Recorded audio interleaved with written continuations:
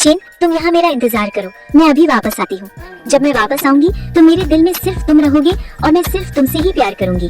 ठीक है, मैं तुम्हारा इंतजार करूंगा। ये कहकर लू रुआन मुझे जिंग सिटी की सबसे बड़ी कैंडी शॉप में ले गई। मुझे इस दुकान की सारी टॉफियाँ दे दो। मैम, क्या आप सच में सारी कह रही हैं? हाँ, सारी।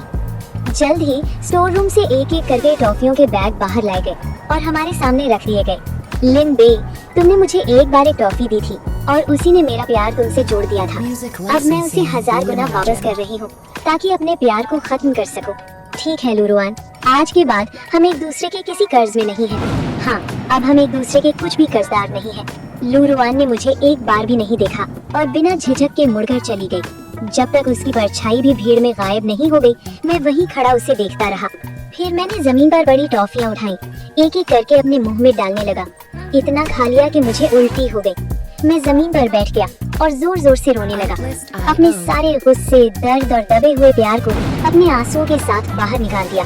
आखिर में मैंने स्टाफ से कहा कि ये सारी ट्रॉफियां पैक करके जिंग सिटी के अनाथालय के बच्चों को दे दी जाए। अगले दिन मैंने प्लेन का टिकट लिया और उस जगह के लिए रवाना हुआ जहां मैंने पहले ही अपनी अंतिम व्यवस्था कर रखी थी। वो जगह थी प्रोवेंस। मैंने अपनी अंतिम क्रिया के लिए दाह संस्कार चुना था ताकि मेरी मौत के बाद मेरी राख को प्रोवेंस के लेवेंडर के खेतों में बिखेर दिया जाए। और जैसे ही मैं प्लेन में चढ़ने वाला था, बड़ी स्क्रीन पर एक कार एक्सीडेंट की खबर चल रही थी। मैंने तुरंत उस कार को पहचान लिया जो पूरी तरह से टूट चुकी थी। वो लू रुआन की थी। मेरा दिमाग एकदम सुन्न हो गया और मैं तुरंत अस्पताल की ओर भागा।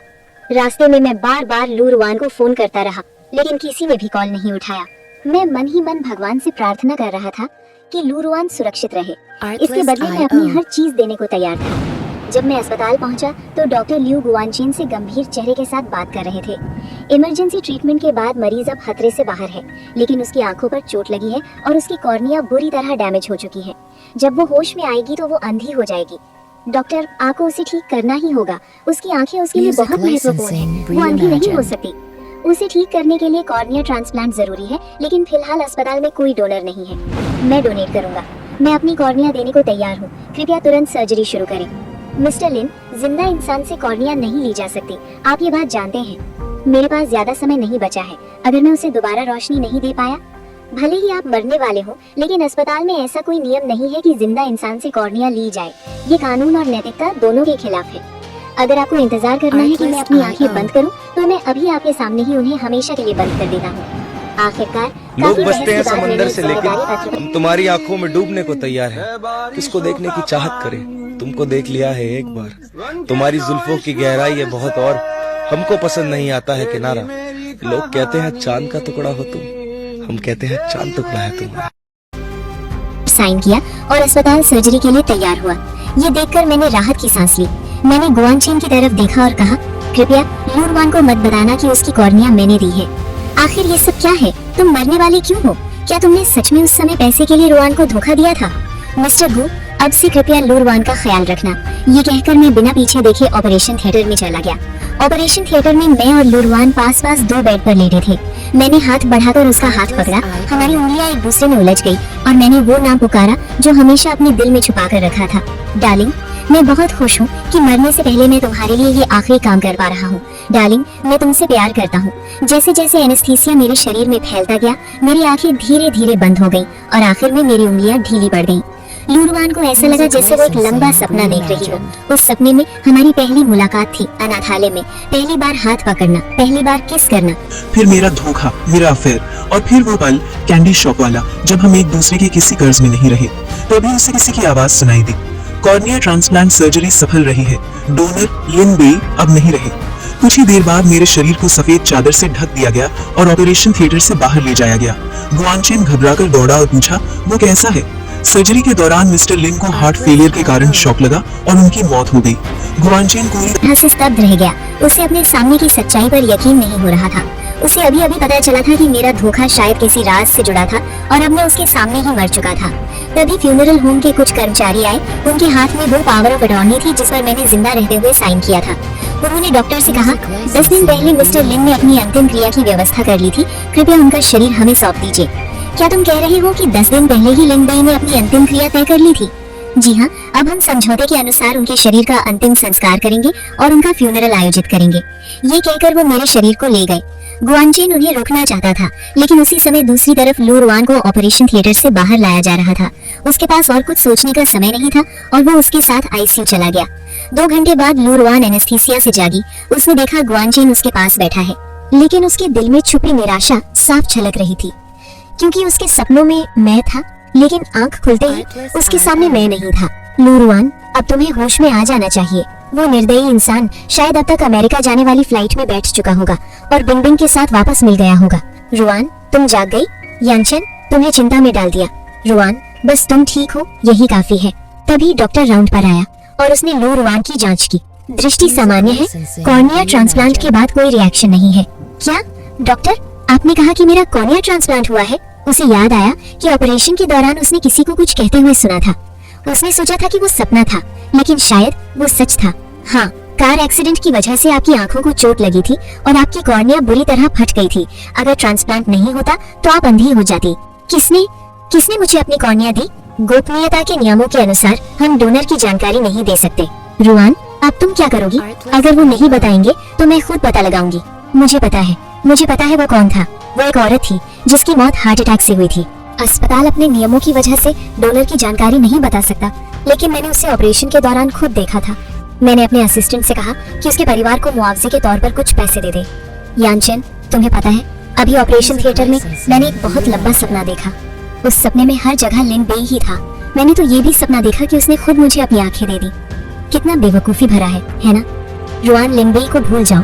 अपनी पुरानी यादों को एक खूबसूरत लेकिन बहुत दर्दनाक सपना समझो। अब तुम्हें आगे बढ़ना चाहिए। लिन बेई, आज के बाद मैं तुम्हें अपनी यादों से पूरी तरह मिटा दूंगी।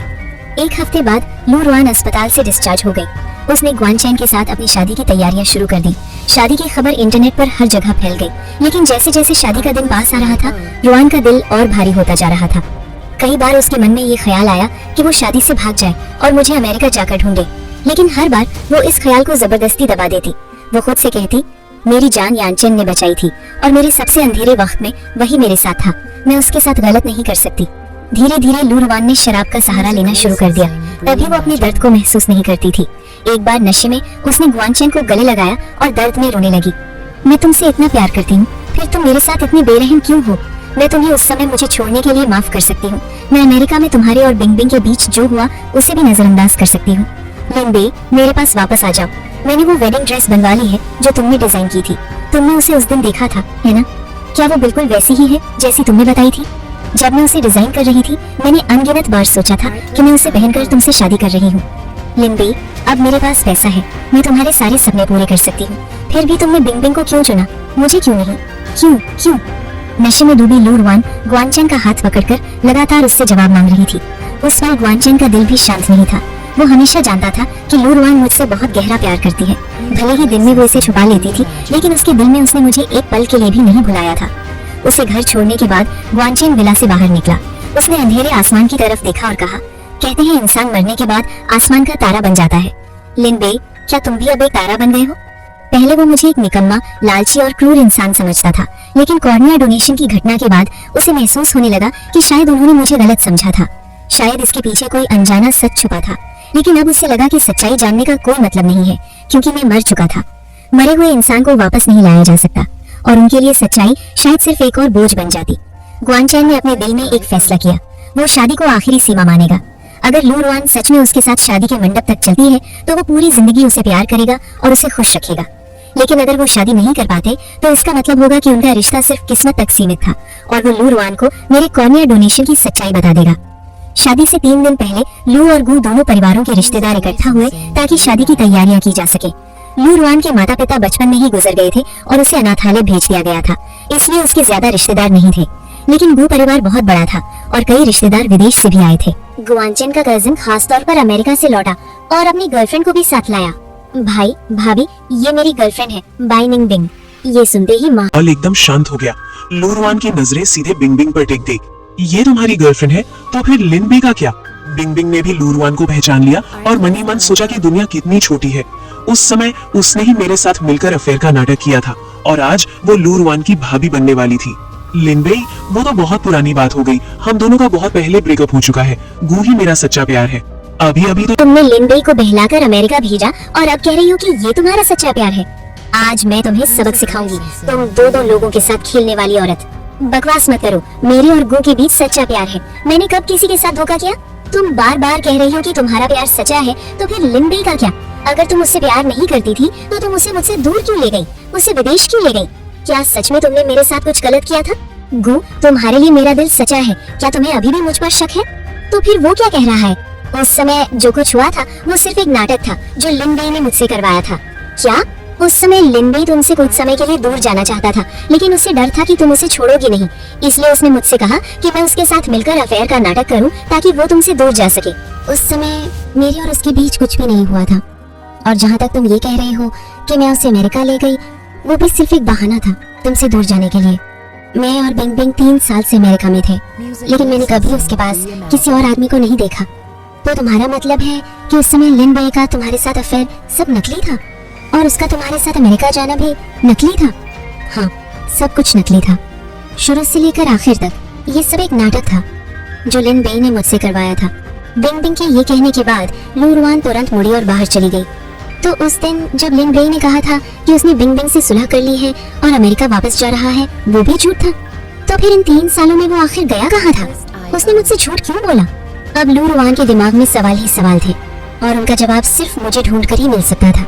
लेकिन जैसे ही वो होटल से बाहर निकली, गुआनचन उसके पीछे आ गया। रुआन, क्या तुम लिंबे को ढूंढने जा रही हो? यानचन, मैं बस उससे उस समय की सच्चाई जानना चाहती हूँ। मैं जानना चाहती हूँ कि उसने मुझसे झूठ क्यों बोला, और अगर तुम्हें सच्चाई मिल गई तो क्या तुम फिर भी मुझसे शादी करोगी? मैं यानचन, मैं अभी कुछ नहीं सोच पा रही। मैं बस जल्द से जल्द लिंबे को ढूंढना चाहती हूँ। मुझे लगता है मुझे तुम्हारा जवाब मिल गया। यानचन, मुझे माफ कर दो। बाद में मैं खुद तुम्हारे घर आकर तुम्हारे माता पिता से माफी मांगूंगी। तुरंत लिंबे का पता लगाओ, चाहे कुछ भी करना पड़े। जितनी जल्दी हो सके मुझे उसकी लोकेशन भेजो।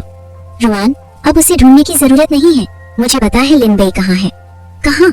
लिंबे कहाँ है? वो मर चुका है। लिंबे मर चुका है। यानचन, गलती मेरी थी, मैंने ही तुम्हारे साथ गलत किया। तुम लिंबे को क्यों कोस रहे हो? मैं लिंबे को कोस नहीं रहा हूँ। लिंबे सच में उस दिन तुम्हारी कार दुर्घटना के दिन ही मर चुका था। उसके कॉर्निया वही उसने दान किए थे। असंभव, असंभव, तुम मुझसे झूठ बोल रहे हो। लिंबे कभी नहीं मरेगा। लेकिन उस दिन ऑपरेशन थिएटर में डॉक्टर के शब्द बार बार लू रुआन के दिमाग में गूंज रहे थे। कॉर्निया ट्रांसप्लांट सफल रहा, डोनर लिंबे अब इस दुनिया में नहीं रहे। कॉर्निया ट्रांसप्लांट सफल रहा, डोनर लिंबे अब इस दुनिया में नहीं रहे। तो उस दिन जो हुआ वो सच था, ये कोई भ्रम या सपना नहीं था। ये मैं ही थी जिसने लिंबे को नुकसान पहुंचाया। ये मैं ही थी जिसने लिंबे को। गुआनचेन तुरंत 120 को कॉल करके लू रुआन को अस्पताल ले गया। आपातकालीन उपचार के बाद लू रुआन की जान खतरे में नहीं रही, लेकिन वो अस्पताल के बिस्तर पर ऐसे पड़ी थी जैसे उसकी आत्मा पूरी तरह खो गई हो, पूरी तरह निर्जीव। रुआन, तुम्हें संभलना होगा। तुम लिंबे की मौत का कारण नहीं बनी। वैसे भी उसके पास ज्यादा समय नहीं बचा था। उस दिन लिंबे अस्पताल दौड़ा ये कहते हुए कि वो तुम्हें अपने कॉर्निया दान करना चाहता है। शुरुआत में डॉक्टर लू ने मना कर दिया क्योंकि जीवित व्यक्ति से ऐसा दान नहीं लिया जा सकता, लेकिन लिंबे ने कहा कि वो मरने वाला है। अगर केवल मृत व्यक्ति दान दे सकता है तो मैं अभी मर जाऊंगा। इसके बाद अस्पताल ने उसे जिम्मेदारी अस्वीकरण पत्र पर हस्ताक्षर करवाए और तभी तुम्हारे लिए दान की सर्जरी के लिए सहमति दी। ऑपरेशन के दौरान हार्ट फेलियर के कारण शॉक से उसकी मृत्यु हो गई। जैसे ही वो मर गया, शमशान घर के लोग उसके शरीर को लेने आए।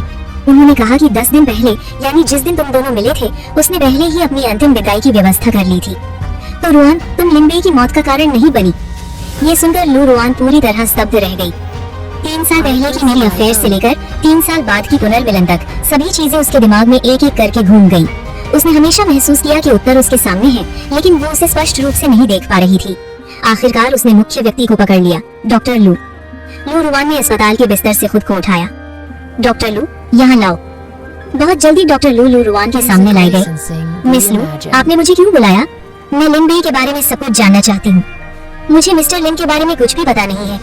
डॉक्टर लू, आप समझदार आदमी हैं, मैं तुम्हें मजबूर नहीं करना चाहती। साई, मिस लू, कभी कभी अतीत पर इतना जिद करना ठीक नहीं होता। कभी कभी थोड़ी अज्ञानता ही बेहतर होती है। अगर मैं जिद करती रहूं तो ठीक है। तो लिंबे तुमसे बहुत प्यार करता था उसका प्यार तुम्हें जानने योग्य है। उसे हमेशा जमीन के नीचे दफन नहीं किया जाना चाहिए। मिस लू, 3 साल पहले जब तुम्हें अचानक हार्ट फेलियर हुआ, तब तुम्हें जिंदा रखने के लिए दिल दान करने वाला लड़का एक वेजिटेटिव स्टेट में था। क्या तुम जानती हो कि उसका पिता कौन था? मुझे याद है, उसके पिता एक ड्रग रिसर्च लैब के निदेशक थे। क्योंकि मुझे उनके बेटे का दिल मिला, मैं इस दुनिया में फिर से जी सकी। जब मैंने अपना व्यवसाय सफलतापूर्वक शुरू किया, मैं हर साल उस लैब को बड़ी रकम दान करती थी, उनके शोध प्रयोगों का समर्थन करने के लिए। शाओजी फार्माकोलॉजी का पागल था। उसकी माँ ALS से मर गई थी, इसलिए उसका जीवन भर का सपना था कि वो इस बीमारी का इलाज खोज सके। जब उसने पहली बार लैब स्थापित की, फंड और कर्मचारियों की कमी के कारण उसने अपने बेटे को ड्रग प्रयोगों के लिए इस्तेमाल किया, जिससे उसका बेटा वेजिटेटिव स्टेट में चला गया। 3 साल पहले तुम्हें जीवन रक्षक ट्रांसप्लांट के लिए उसके बेटे का दिल चाहिए था। उसने इस बात को पकड़ लिया और मिस्टर लिन से एक शर्त रखी। कौन सी शर्त? उसने मिस्टर लिन से कहा कि वो खुद को 3 साल तक उसके प्रयोगों के लिए स्वयं सेवक बनाए। वे अज्ञात ड्रग्स जो लंबे समय से मिस्टर लिन के शरीर को नुकसान पहुंचा चुके थे, उसका पूरा शरीर टूट चुका था और अंग विफलता का शिकार हो चुका था। तब जाके श्याओजी ने उसे लैब से मुक्त किया। लिन बेई, मेरा लिन बेई, मेरा प्यार, उसने मेरे लिए इतना किया, इतना दर्द सहा। लेकिन मैंने क्या किया? मैं उससे गुस्सा हुई, मैंने उसे झुकने पर मजबूर किया, अनंतहीन अपमान और यातना दी। लू रुआन अब खुद को पछताना चाहती थी, लेकिन उससे पहले उसने मुझसे बदला लेना था। श्याओजी, तुम इसकी कीमत चुकाओगे। इसी बीच जब श्याओजी को लू कॉर्पोरेशन से आमंत्रण मिला, उसने तुरंत कॉन्ट्रैक्ट बैठक स्थल पर लाया। लेकिन बैठक का स्थान इस बार लू कॉर्पोरेशन नहीं, बल्कि लू रुआन के घर पर तय किया गया था और वो अकेला आमंत्रित था। लेकिन इस समय श्याओजी अपनी अपार खुशी में अंधा हो गया था और उसने इस संदिग्ध तथ्य को जल्दी ही अनदेखा कर दिया। लू रुआन ने खुद श्याओजी का स्वागत किया, जिससे श्याओजी को सम्मान और असहजता दोनों महसूस हुए। डायरेक्टर श्याओ, इतना औपचारिक मत होइए, कृपया आराम से रहें। आप सच में बहुत उदार और धर्मात्मा हैं। इस समय हमारे रिसर्च इंस्टीट्यूट को दान देने के लिए धन्यवाद। इसे आपकी सम्मान में पीते हैं। उदारता की बात करें, अगर उस समय डायरेक्टर जाओ इतनी उदार ना होते और अपने बेटे का दिल मुझे दान ना करते, तो आज की मैं कैसे होती? कोई बात नहीं, कोई बात नहीं। एक डॉक्टर का कर्तव्य ही परोपकार करना है। मैं श्याओ भी चिकित्सा क्षेत्र से हूँ। जरूर मैं किसी को मरते हुए नहीं देख सकता। कितने अच्छे और परोपकारी डॉक्टर हैं। मैं डायरेक्टर जाओ से पूछना चाहती हूँ, क्या एक स्वस्थ व्यक्ति को ड्रग प्रयोगों के लिए इस्तेमाल करना आपकी परोपकारिता है? मिस लू, मुझे समझ नहीं आ रहा कि आप क्या कह रही हैं। मुझे लगता है आज हम इस कॉन्ट्रैक्ट पर चर्चा नहीं कर सकते। मैं अब जा रहा हूँ। जैसे ही वो दरवाजे की ओर गया, उसने देखा कि दरवाजा पूरी तरह बंद था। साथ ही उसके अंगों में शक्ति जैसे खत्म हो गई। वो स्थिर खड़ा भी नहीं हो पा रहा था। लू रुआन धीरे धीरे खड़ी हुई, हाथ में एक तेज स्कैल्पेल लिए और श्याओजी की ओर चली। मिस लू, चलिए शांतिपूर्वक बात करते हैं। क्या कोई गलतफहमी है? गलतफहमी? श्याओजी, जब आपने अपने बेटे को मेरा दिल दान करने की अनुमति दी थी, तब क्या शर्त थी? क्या आपको याद है? वो आपके रिसर्च इंस्टीट्यूट में 3 साल तक प्रयोगों के लिए रखा गया और अब आप इसे गलतफहमी कह रहे हैं। मुझे माफ कर दो। उसने शुरुआत में स्वयं ही स्वयं सेवक बनने की सहमति दी थी। मैंने उसे कभी मजबूर नहीं किया। वो स्वयं सेवक था, लेकिन मैं नहीं चाहती थी। मैं मरना पसंद करती, बजाय इसके कि वो इस तरह मुझे बचाए। मिस लू, मुझे माफ करें, मुझे माफ करें। माफ? लेकिन क्या आपने लिन बेई को माफ किया? आपने एक स्वस्थ आदमी को लिया और उसे तब तक यातनाएं दी जब तक उसका शरीर टूट गया और वो मर गया। आज मैं उसका बदला लूंगी। आह, तुम गद्दार! रुआन, जल्दबाजी मत करो। कानून श्याओजी से निपटेगा। अगर तुम अब उसे मारोगी तो तुम हत्यारा बन जाओगी। तुम बिल्कुल भी कुछ मूर्खतापूर्ण नहीं कर सकती। यिन, तुम मुझे मूर्खतापूर्ण बताओ। लिन बेई मेरे लिए टेस्ट सब्जेक्ट बना, पर मुझे बताने की हिम्मत नहीं हुई। वो चाहता था कि मैं उसे गलत समझूं और उससे नफरत करूं। तुम बताओ, क्या ये मूर्खता नहीं है? वो मरने के कगार पर था, फिर भी उसने अपने कॉर्निया मुझे दान किए और अंततः ऑपरेशन थिएटर में मर गया। तुम बताओ, क्या ये मूर्खता नहीं है? वो स्पष्ट रूप से मुझसे इतना प्यार करता था, सब कुछ मेरे लिए बलिदान कर दिया, फिर भी मुझे पता तक नहीं था कि वो मर चुका है और उसने किसी और के साथ शाही शादी की तैयारी की। तुम बताओ, क्या ये मूर्खता नहीं है? वो मेरे लिए कितनी बार मूर्ख रहा, तो अगर मैं उसके लिए एक बार मूर्ख हूँ तो क्या हुआ? लिन बेई ने तुम्हारे लिए बहुत कुछ किया ताकि तुम ठीक रह सको। उसकी उम्मीदों को मत धोखा दो। मैं केवल तभी जीना चाहती हूँ जब वो जिए। क्या तुम मरने के बाद नरक में जाना चाहती हो और लिन बेई से हमेशा के लिए अलग रहना चाहती हो? क्या वास्तव में परलोक है? हाँ, निश्चित रूप से है। इसके अलावा लिन बेई जैसे दयालु व्यक्ति के लिए स्वर्ग निश्चित है। अगर तुम्हारे हाथों पर खून होगा तो तुम उसे कैसे ढूंढोगी? श्याओजी ने लिन बेई को इतनी बुरी तरह नुकसान पहुंचाया, उसे मौत से भी बदतर जीवन जीना चाहिए। इतना आसानी से नहीं मरना चाहिए। इसे अस्पताल ले जाओ, बस उसे जिंदा रखो। लिन बेई ने 3 साल की यातना सहन की। मैं चाहती हूँ कि श्याओजी इसका 1 लाख गुना बदला भरे। इसके बाद लू रुआन ने लोगों का नेतृत्व किया और श्याओजी के ड्रग रिसर्च इंस्टीट्यूट को तोड़ दिया। वीडियो फुटेज में उसने खुद देखा कि मैं पिछले 3 साल यहाँ किस तरह जी रहा था। पहले दिन जब मैं अंदर आया, मैं अभी भी उस मुस्कुराते हुए युवक जैसा था जिसकी यादें उसके पास थी। लेकिन यहाँ के रिसर्च स्टाफ ने मुझे कभी इंसान नहीं माना। वे केवल मुझे एक प्रयोग नमूने के रूप में देखते थे। वे लगातार मेरा रक्त लेते, ड्रग्स देते, दिन रात परीक्षण करते, डेटा उपलब्ध कराने के लिए मुझे प्रयोग में रखते। कोई भी मेरे दर्द की परवाह नहीं करता था। जैसे जैसे दवाओं ने मेरा शरीर खोखला किया, मेरी रंगत हर दिन खराब होती गई। मेरी आत्मा धीरे धीरे टूट गई। वीडियो के अंत में मेरा शरीर इतना कमजोर था कि दवाओं के असर को सहन नहीं कर सका। मैं दर्द में तड़प रहा था, फिर भी लगातार लू रुआन का नाम पुकारता रहा। रुआन, बहुत दर्द हो रहा है। रुआन, मुझे तुम्हारी बहुत याद आ रही है। लू रुआन ने अनजाने में स्क्रीन पर उस छोटे से रूप को सहलाया। वो बुरी तरह चाहती थी कि उसकी पीड़ा उसे महसूस हो, वो अपने स्थान पर उसका दर्द सह सके। पश्चाताप और वेदना के आंसू उसके गालों से बह निकले। उसने खुद से नफरत की। मैंने इन असामान्यताओं को क्यों नहीं देखा जब वो मुझे खोजने आया था? उस समय वो केवल क्रोध में डूबी थी, मुझे नफरत कर रही थी, मुझे अपमानित और तंग कर रही थी, चाहती थी कि मैं उसके सामने झुक जाऊं,